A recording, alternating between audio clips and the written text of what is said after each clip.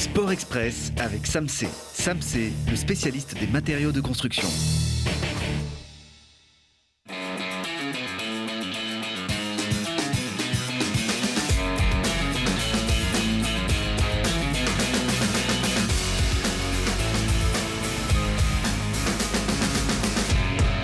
Bienvenue à tous, très heureuse de partager avec vous ces moments qui font du bien. Le sport fait du bien, il fédère et plus que jamais autour du FCG Rugby cette saison qui réalise le plus beau parcours, n'ayons pas peur. Depuis plus de 10 ans, il paraît qu'il ne faut jamais s'emballer trop tôt. C'est sûrement ce que vous allez nous dire, Aubin Hubert, directeur du rugby. Bienvenue. Merci. Nous, on s'emballe à chaque match, évidemment. Et vous allez nous dire pourquoi dans une petite seconde. On s'est aussi emballé toute la saison régulière, remportée haut la main par les Brûleurs de Loup. Mais les phases finales nous montrent bel et bien qu'il s'agit d'un autre championnat au cours duquel on s'est déjà fait peur. Sur le tableau, tout va bien. Les hockeyeurs grenoblois mènent 2-0 contre Nice dans ces quarts de finale de Ligue Magnus. Grenoble a donc fait la moitié du chemin dans cette série qui se plie en 4 victoires sur les 7 matchs possibles. Mais rien n'est simple, donc Nice se bat, au sens propre d'ailleurs. Quelques bagarres ont éclaté lors des scores, alors que les scores étaient bien serrés. Lors de la première rencontre, en particulier vendredi, les buts de François Beauchemin et Mathias Bachelet en fin de rencontre ont soulagé leur camp.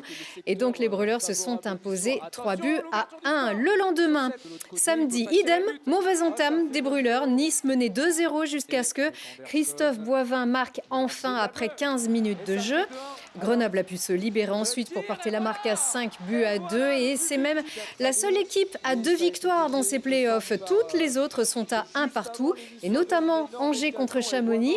Angers, principal concurrent de Grenoble pour le titre. La suite, c'est mardi et mercredi à Nice. Et puis on a appris avant le début des playoffs que ce seraient les derniers. Pour Damien Fleury, l'attaquant de 39 ans, ancien capitaine de l'équipe de France, a annoncé qu'il mettrait un terme à sa carrière en fin de saison.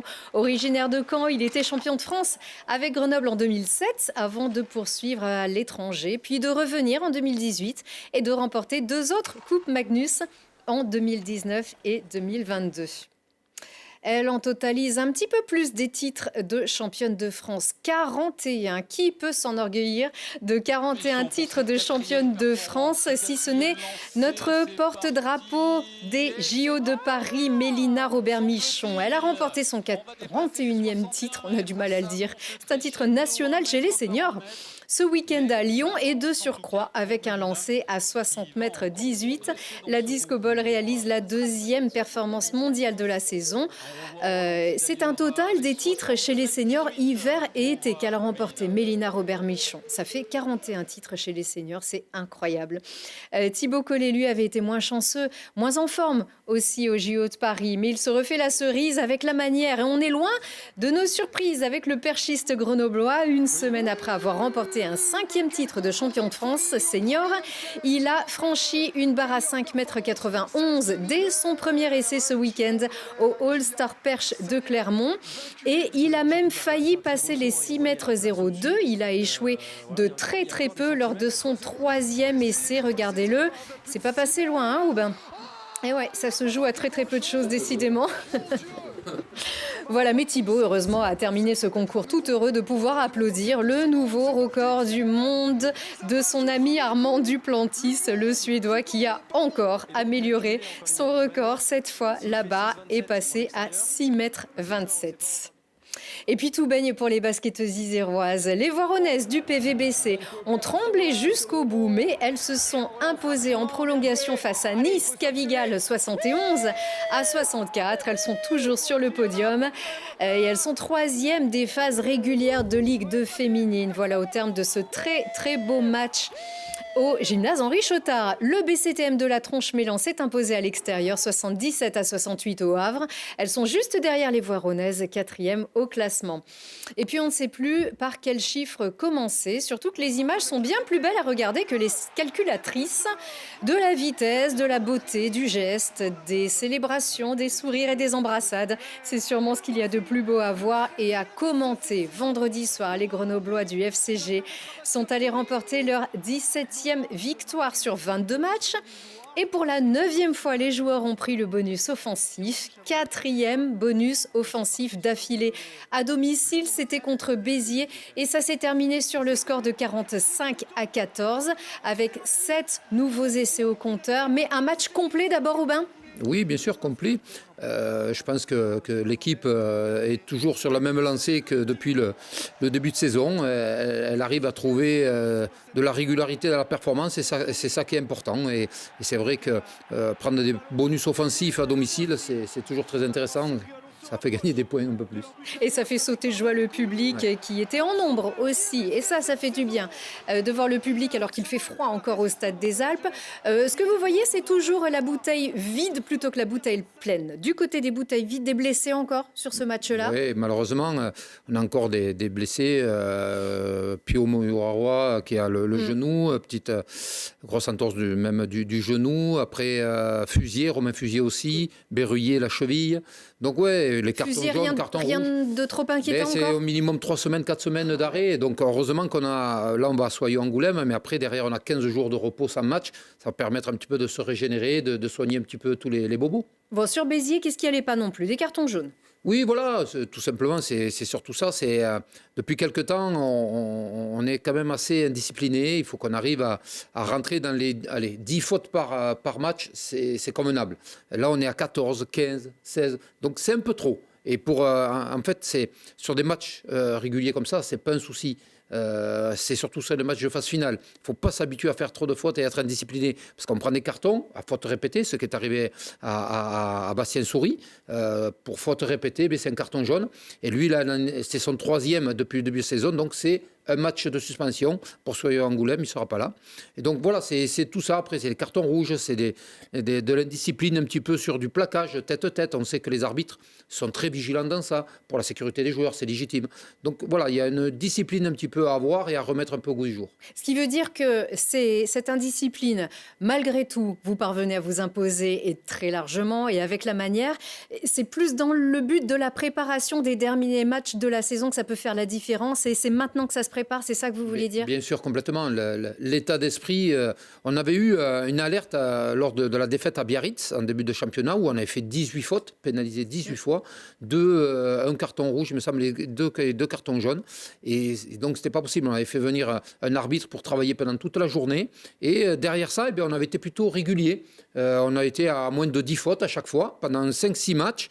Et donc là, c'est revenu un petit peu, c'est récurrent, à dépasser les 10, 12, 13 fautes. Donc voilà, peut-être qu'il va falloir faire revenir un arbitre pour nous remettre un peu dans le droit chemin, pour retravailler un petit peu cette discipline. Une équipe qui est championne de France, elle doit être parfaite, elle doit être irréprochable, en tout cas, s'approcher le plus possible de cette régularité, voilà, il faut être complet le plus possible et irréprochable. Exactement, la performance demande de la régularité et quand on veut être au très haut niveau, ce que démontre le Stade Toulousain en top 14, la régularité, c'est la performance qui perdure. C'est pas un coup par-ci par-là. Un match bon, 2 matchs moins bons, 2 matchs bons et un moins bon. Donc, il faut être régulier et être toujours au même niveau et avoir des pics plutôt de hauteur que plutôt être régulier puis d'un coup redescendre. Donc voilà. C'est le juste milieu, je dirais, du sport de haut niveau où il faut de la confiance, mais pas de la suffisance. Non, alors ce qui est régulier, c'est cette incroyable réussite offensive. 75-14 contre Aurillac, 65-19 contre Colomiers. On compte vos victoires à plus de 30-40 points, avec des records, bien sûr. Alors, c'est pas le record de l'histoire du FCG, ce match contre Aurillac, mais pas loin. Hein. Mais...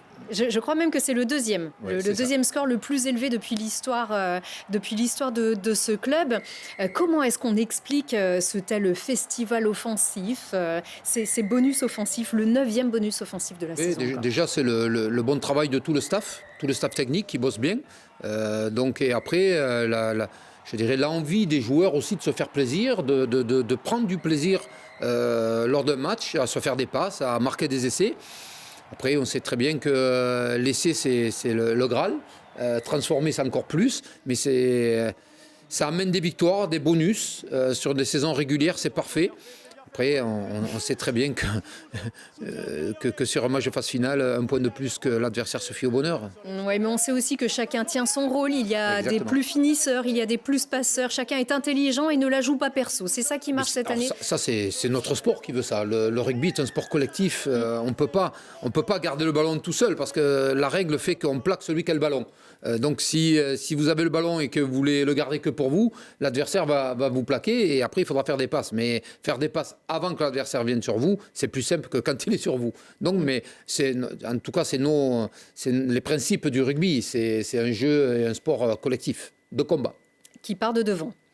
De devant, de derrière, mais la conquête. Oui. La conquête, ce qu'on appelle la touche et la mêlée, les phases de ruck, tout ça fait partie du jeu d'avant. Mais maintenant, avant, il y a quelques temps, les avants jouaient entre eux, les trois quarts un peu entre eux. Maintenant, c'est un rugby complet. Avant, vous voulez dire celui que vous aviez connu, notamment à Toulon ? Un petit peu, voilà. Le rugby, avant qu'ils soient professionnels, c'était comme ça. Les avants ne se mélangeaient pas trop, trois quarts. Là, maintenant, tout le monde est capable de courir aussi vite qu'un trois quarts au niveau des avants.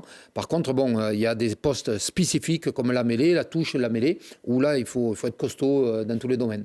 Costaud, c'était la réputation de Grenoble, notamment avec ces fameux mammouths, dont faisait partir votre frère, mais qui n'était pas un des plus gros, justement. Non, il jouait au poste de mêlée, donc il était un peu comme moi. Voilà. Mais un poste très important, puisque c'était donc Franck Huébert qui avait aplati ce fameux ballon. Il n'y avait pas d'essai. Il y avait un rameau 22 mètres, normalement, mais exactement. Monsieur Bressy, l'arbitre de l'époque, avait décidé autrement, et puis il n'y avait pas de vidéo.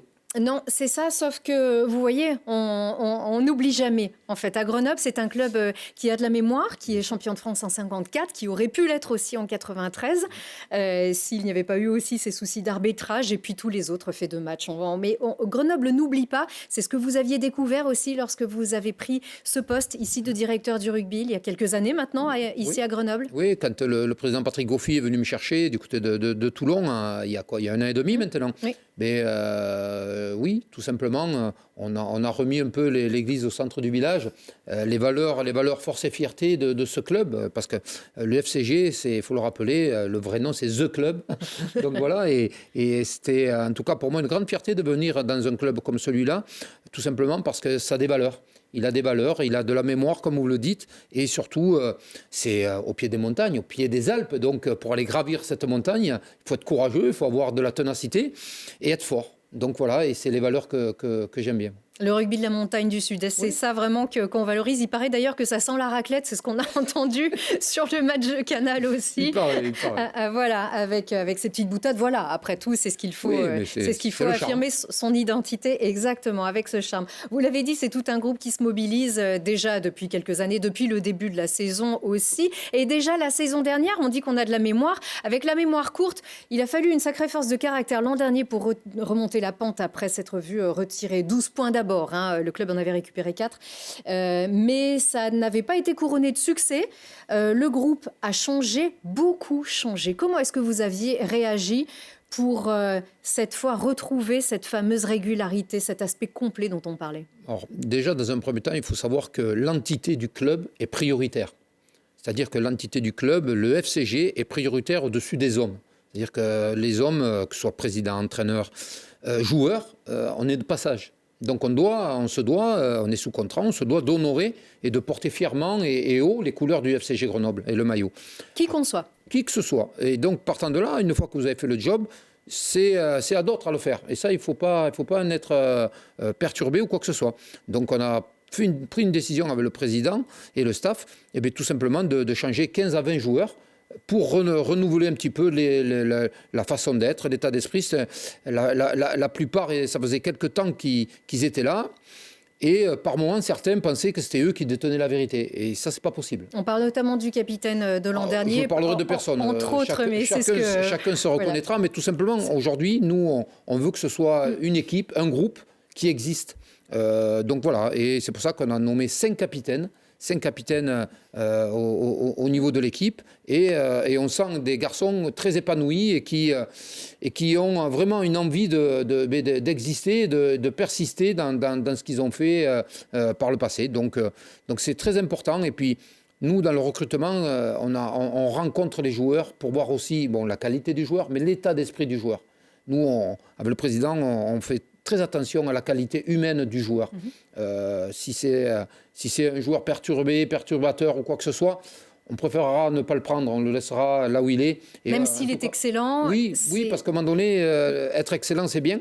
Mais la mentalité peut faire... Nous, l'état d'esprit du groupe est plus important que l'individualité. C'est ça. Donc, ce sont aussi des personnes. On rappelle que ce n'est pas un rôle facile puisque vous devez gérer de la psychologie aussi. Vous devez composer un groupe avec des personnes qui ne sont pas que des joueurs, qui sont certains pères de famille, qui sont d'autres très jeunes étudiants également. Et qui ne sont pas de la même nationalité, pas de la même culture. Donc, ce n'est pas facile non plus. Et donc, cette osmose-là, vous l'avez composée en choisissant des personnes qui pouvaient bien jouer ensemble finalement et qui collaient bien avec l'entité grenobloise, tout ça par la parole. C'était très important. Oui, je pense que c'est important. C'est aussi, bien sûr, indéniablement la qualité du joueur aussi, intrinsèque. Ça, quand on les choisit, on essaie de ne pas se tromper. Se tromper, le taux zéro n'existe pas. Dans le recrutement, c'est tellement aléatoire par moment. Mais en tout cas, sur le recrutement que l'on a fait, sur l'état d'esprit, et on le voit, c'est très important.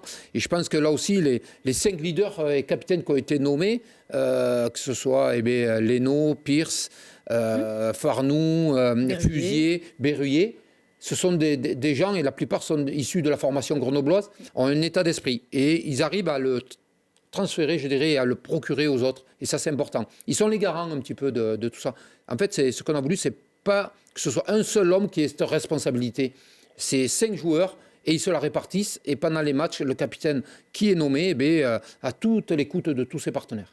Il a fallu, en tout cas, garder la tête sacrément froide après tous ces événements, ces péripéties aussi financières sur le terrain. Ça n'a pas été simple pour vous depuis que vous êtes arrivé. Aujourd'hui, on peut le dire, vous êtes tout en haut avec, je crois, 16 points d'avance. Oui, c'est ça, voilà, 16 points d'avance. Bon, on n'oublie pas, on disait quand même qu'on avait de la mémoire.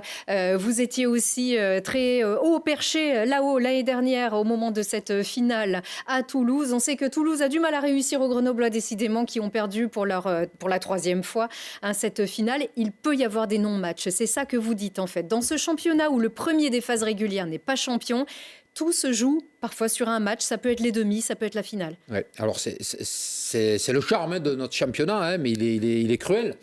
Puisque nous, l'an dernier, on a été cruel envers Aix-en-Provence, puisqu'on est allé gagner, ils nous recevaient en demi-finale. Chez le premier. Voilà, chez le premier. Donc voilà, c'est pour ça que c'est une leçon qu'il faut retenir. Et la plupart des joueurs étaient présents, donc ils savent. Ils savent que tout se joue sur un match.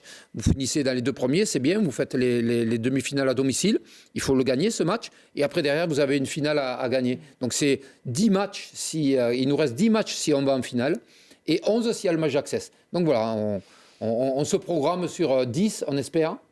Compliqué ces championnats. C'est vrai que c'est très attractif, c'est attrayant, mais c'est compliqué. C'est dur. En 2012, lorsque Grenoble avait été champion de France de Pro D2, Grenoble était premier des phases régulières terminées. Oui, c'est vrai que ça vous laisse aussi le temps de recruter pour le top 14. Là, on ne peut le savoir que quand on a gagné la finale à Toulouse, qu'on monte ou pas. Et là, après, par contre, après, je ne vous cache pas qu'on anticipe un petit peu quand même. Oui. Donc, il y en a quand même une liste de noms susceptibles de pouvoir jouer dans le top 14. Après, je rappellerai que notre recrutement de la saison dernière, si on regarde quand même, est fait de joueurs qui sont déjà avec de la qualité pour jouer dans le top 14. Donc après, il faudra simplement peaufiner pour en avoir d'autres. Mais c'est vrai que vous jouez en ce moment avec de la sérénité puisque les effectifs ont été révélés, les prolongations, qui vient, qui repart. Vous perdez Wilfried Hulot, en revanche, qui lui va partir au Racing, un des serial marqueurs de cette équipe. D'autres reviendront aussi, d'autres seront recrutés. Oui, bien sûr. Je pense que voilà, comme je vous le disais, après, notre choix, ça aurait été de le conserver. Mais comme les Massas, comme les Montagnes et autres, l'appel du top 14 est plus fort que nous, que ce soit sur l'aspect attrayant du sportif, mais aussi financièrement. On ne peut pas proposer, nous, des salaires de top 14 pour le moment. On n'y est pas, on est en Pro D2, il faut être raisonnable. Puis le club est passé par par des moments très compliqués. Et là, je voudrais en profiter de votre attention, juste pour remercier les actionnaires, Patrick Goffi, et que ce soit aussi, mais j'ai oublié un peu le nom, donc des autres actionnaires. Tous les actionnaires, puisqu'on le dit, vous avez un groupe vraiment ici tout autour de vous qui ont vraiment mis... C'est important que ces gens-là aient aidé le club, parce qu'on sera en Pro D2, peut-être, ou carrément en liquidation judiciaire. Donc ne pas se brûler les ailes pour l'instant. Vous avez en tout cas recruté dans l'objectif de jouer en top 14 l'année prochaine. C'est un recrutement de top 14. On a privilégié cela, oui. Et maintenant, bien sûr que pour y jouer, il faudra encore quelques jours supplémentaires. Bon, on joue au Stade des Alpes en tout cas. Oui. Normalement oui. Donc qui pour l'instant s'appelle le Stade des Alpes. On sait que la semaine dernière, le président Patrick Goffi a donné une conférence de presse aussi pour s'exprimer sur la gestion du Stade des Alpes conjointement avec le GF38 et pourquoi pas avoir ce fameux naming, donc c'est-à-dire un mécène de stade comme ça peut se faire ailleurs, ce qui n'est pour l'instant pas le cas ou pas complètement le cas ici. Voilà pour la dernière actualité de ce FCG. Pour l'instant, nous, on s'est intéressé ici aux sportifs. On va pas beaucoup vous voir au mois de mars. Ben non. Voire pas du tout. Pas du tout. On reviendra au mois d'avril. Donc voilà, là, on va à Soyaux-Angoulême. Après, à la reprise, on ira à Agen. Et après, on reviendra au Stade des Alpes. Exactement. Voilà, donc, et les actionnaires, nos actionnaires, c'est Laurent Pellissier. Quand oui, même, Laurent Pellissier, oui, mais bien sûr. Et Hassen aussi. Qu'on connaît bien. Voilà, c'est les trois actionnaires. Tout à fait. Eh bien, un grand merci. Vous savez tout ce qu'on vous souhaite. On touche du bois. Voilà. Oui. Et en tout cas, on vous félicite vraiment pour cette incroyable saison que vous êtes en train de réaliser avec tout votre public autour. Et on espère bien sûr un stade archi plein pour tous les matchs qui vont venir. On s'amuse. Il y a de la fête aussi au stade. Les beaux jours vont revenir. Donc, c'est vraiment le moment aussi de revoir ces fameuses haies d'honneur qui vous acclament à chacune de vos arrivées et sans doute de vos sorties. Merci beaucoup, Aubin Huébert. Nous, on se retrouve la semaine prochaine dans ce Sport Express. Encore merci de votre fidélité. À vous tous. À très vite.